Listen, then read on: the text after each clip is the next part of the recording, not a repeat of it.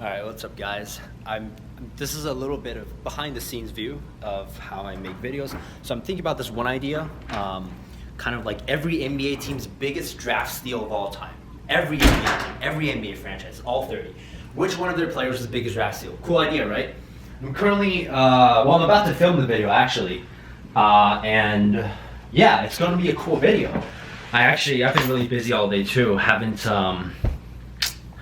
I haven't gotten a chance to even check what's been going on, honestly, but we'll see.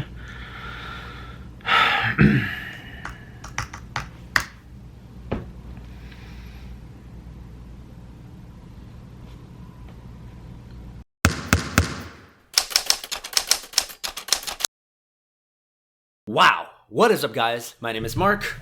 So this video is not going to be like most of my videos. This video is going to be pretty raw. It's going to be pretty unedited.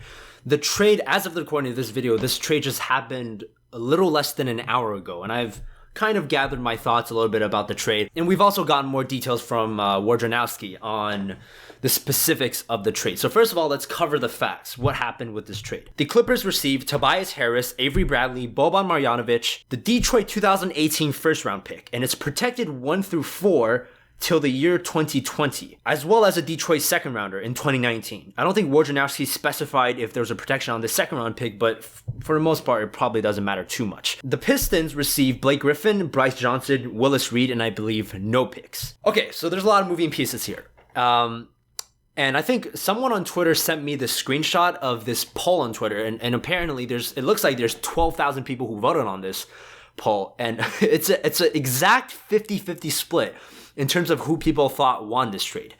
Which, first of all, I'll say one thing that I think gets a little bit twisted whenever NBA trades happen. I don't believe in anything as winning a trade. I think it's possible, but to ask the question as who won the trade implies, first of all, that you can't have a situation where both teams benefit from the trade, which is totally possible and has happened multiple times before. Or you have a situation where neither team benefits from the trade, which also has happened multiple times in NBA history before. So we're going to separate, or at least I'm going to separate the Clippers from the Pistons. Analyze them individually and what they got for what they gave up. I'll start with the Clippers. In general, I like this trade for the Clippers, probably more than the average NBA fan. This is for a couple of reasons. Ever since about 2015, that's a year when Blake and CP and Clippers, they choked against the Houston Rockets in the second round, where they allowed basically the Rockets to come back down 3-1, including, game 6, where the Rockets made like a 20-point fourth quarter comeback against them. That series, I think some of you guys might remember that. Ever since that series, I've been a big fan of breaking up CP, Blake, DJ as a trio. And this summer that happened. CP3 went to Houston. I never liked the Blake Griffin, DeAndre Jordan pairing as much as maybe other people have. Individually, they're awesome players. They're highly accomplished, highly talented. I don't think there's any doubt about that. I liked the Chris Paul Blake Griffin pairing, even though they had their issues off the court, but I'm talking about on the court. Basketball-wise, I like the way Chris Paul and Blake Griffin played together in Los Angeles. And I think despite their playoff failures, they've had a good amount of success doing that. I've even liked the Chris Paul-DeAndre pairing, because in the years where Blake Griffin was maybe out there in the regular season with an injury or something like that, the Chris Paul and DeAndre Jordan pairing worked really well. And you always saw DeAndre Jordan put up these monster numbers when Blake was out. And for the most part, the Clippers were actually pretty good. Like, their record with Blake Griffin out of the lineup is surprisingly good, considering that Blake Griffin, most people consider him to be the Clippers' best player, even when Chris Paul was still on the team. Blake Griffin is a really good player, but he's also a very unique player. What that means is that he's good, but when you have Blake Griffin on your team, you need to maximize his usage.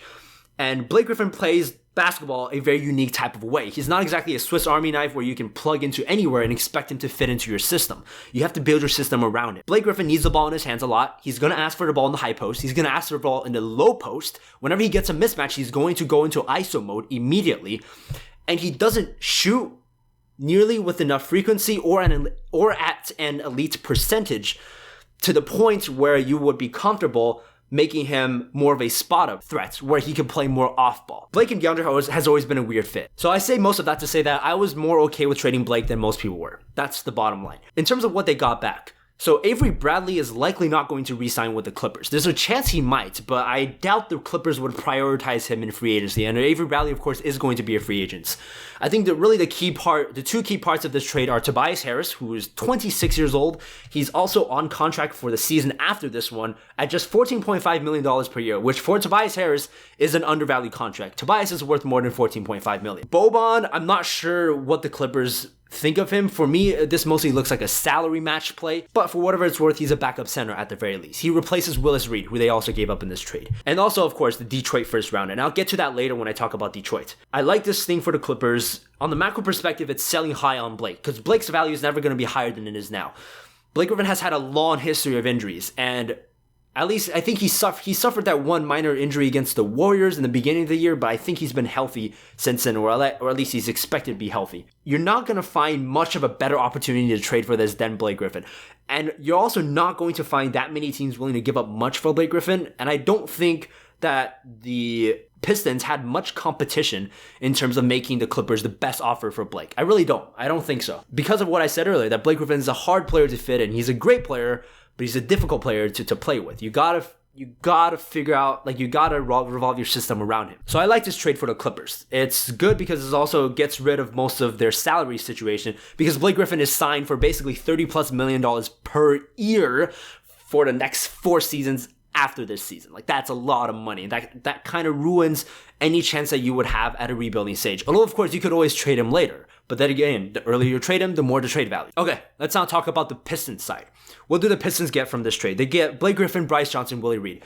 So Bryce Johnson has played in 12 NBA games in his 2 years in the NBA, and I'm pretty sure he has 0 trade value. There's no reason to see why Bryce Johnson would have any trade value of any sort.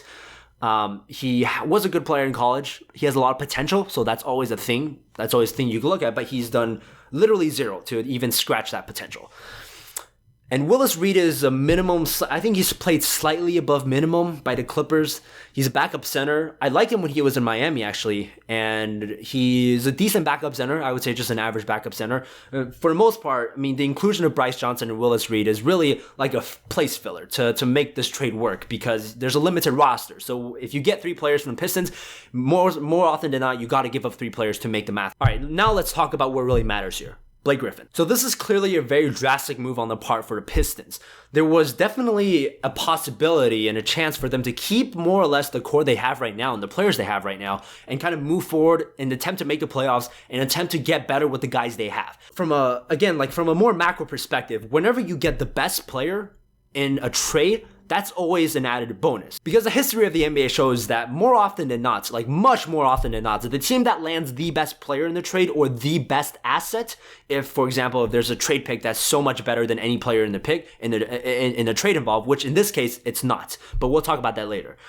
Like whenever you get the best player in a trade, that's always like history is kind of on your side from a macro perspective. But of course, every trade is a little bit different. You can't. That's a bit of a generalization to say that the team who got the best player in a trade always won the trade. It's not always true, but statistically over the years in the NBA, it's been true. I'm not exactly sure how I want to feel about this, and I think a lot of this depends on mostly Stan Van Gundy. Stan Van Gundy hasn't quite coached a player like Blake before, although Blake is very unique in his playstyle. So I think for Detroit, the upside is tremendous. If Blake works out and Blake stays healthy in Detroit, it's going to be at least fun to watch. They're going to be a fun team to watch. But amidst the upside, there are 2 major concerns that I have with the Detroit Pistons. The first is the Blake Griffin, Andre Drummond pairing. So this suffers a lot from the same issues that I think the Blake and DeAndre Jordan pairing, not necessarily that they had issues, but that they weren't maximized to their potential. Now, Andre Drummond this year has been a very different player. Most noticeably, he's a much better passer. He's much more involved in the offense as a passer.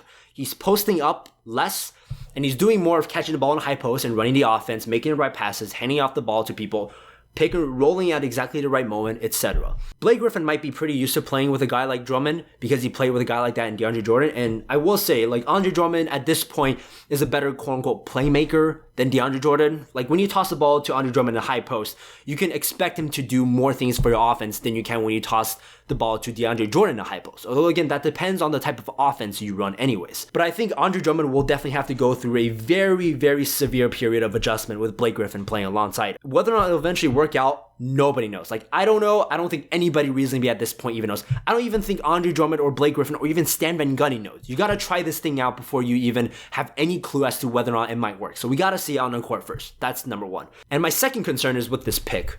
So I don't have a problem with the fact that Detroit gave up a first round pick. I think it's probably something you had to do if you wanted to get someone like Blake Griffin.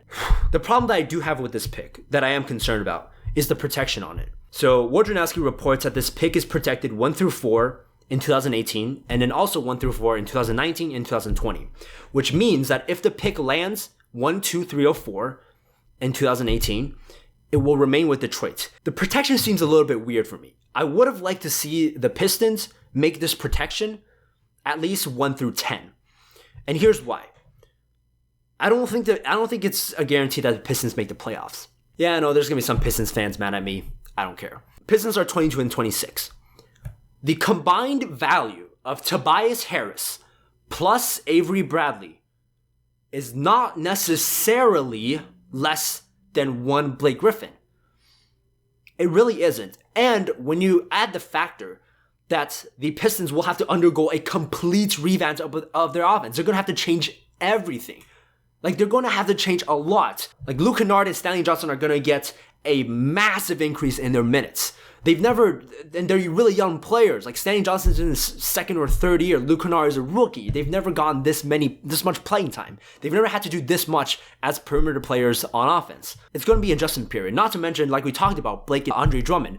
So even if you think that, like, the general value of Blake Griffin is greater than Avery Bradley plus Tobias Harris for this year, I'm not talking about in the future, not in terms of trade value, for just this year, in terms of how good they were and how much they were contributing. Even if you think that value is more than that, when you consider the chemistry adjustments and everything, is it really such a guarantee that Detroit is going to make the playoffs? Because they're a sub 500 team right now.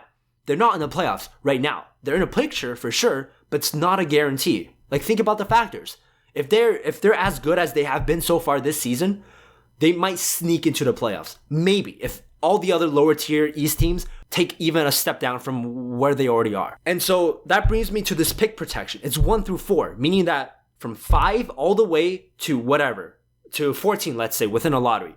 If Detroit misses the playoffs, and if this pick ends up being between, let's say, 5 and 10, which is a really high value pick, or even 5 through 11 or something like that, there's, I think, a better than significant chance that this pick ends up being between, let's say, 5 and 14. If the Pistons do miss the playoffs, which is a real possibility. Now, if they make the playoffs, it's going to be likely as a lower tier seed, so it's going to end up being around, 16, 17, 18, 19, something like that. I think a lot also hinges on where this pick ends up for Detroit. And of course, you always have the lottery system, right? So even if Detroit misses the playoffs, they theoretically, if they get lucky, they could still end up with a really high pick, because you can always strike the lottery. That's the beauty. It's called a lottery. So all in all, here's a recap of how I feel about that trade, essentially. I think this is a safer trade for the Clippers. For the Clippers, I think they know what they're doing, and they have more options available with this trade. They can go full rebuild mode, basically let go of Avery Bradley completely, wait till Boban's contract expires. They can trade DeAndre, trade Lou Williams, go for a total rebuild. That's the direction they can go in. They can also hold on to the pieces they have now. They can look at this team and think that, okay, we got Lou Williams, DeAndre Jordan, we can re-sign Patrick Beverley, we can re-sign Milos Teodosic, we can re-sign Tobias Harris in the summer of 2019. They can go the route of looking at their current assets and figure out a way to make this into a good, solid playoff team, which is another possibility. For Detroit, I think there's no doubt that there's more upside in this trade. There's a very good chance that Detroit will benefit if they know what they're doing, which I'm not sure they entirely know what they're doing, but I'm going to give them the benefit of the doubt. But there's so much inherent risk in here. I mean, number one, you're accepting a contract of 4 years after this year for the next 35 plus $1 million per year, or close to that, basically. Blake Griffin has had a history of injury issues. If Blake Griffin goes out with an injury or two, this contract instantly becomes a pain in the butt. And also the pick protection. Like I said, I didn't love the fact that Detroit gave a little bit too much leniency to the Clippers with this trade, with this pick protection.